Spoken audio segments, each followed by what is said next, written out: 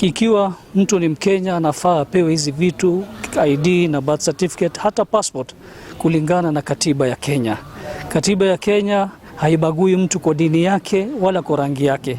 Bora tu uwe Mkenya unapatiwa hizi vitu na ni haki yako kikatiba. Ithuĩ tũrereirwo gũkũ tũciarĩirwo gũkũ no gwakinyĩrĩra nĩ kũheo ibande ithuĩ nĩ tũthuranagio no ũndũ wa marĩtwa maitũ. Ũndũ ũcio tũkaigua ũgĩtũhinyĩrĩria na tũkahoya thirikari mũno irorage maundu ta macio. Tusibaguliwe wakati wanapea Waislamu vitambulisho, kwa sababu sisi sote tumezaliwa Kirinyaga. Licha ya dini sisi ni watu wa Kirinyaga na sisi ni wa Kenya bado. Kwa hivyo tupatiwe nafasi na haki zetu kama Waislamu.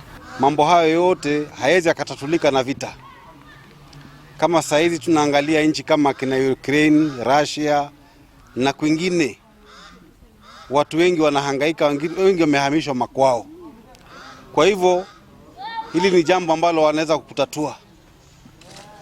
Wasiingize mambo ya siasa ama nini na maisha ya Wakenya. Viongozi wakizozana, wananchi ndio wanaumia. Na wananchi wakiumia, nchi pia inakuwa na hasara kubwa sana. Kwa hivyo hatungetaka nchi yetu isambaratike. Tungetaka nchi yetu ifanye nini? Iendelee vile na kukuza katika nchi.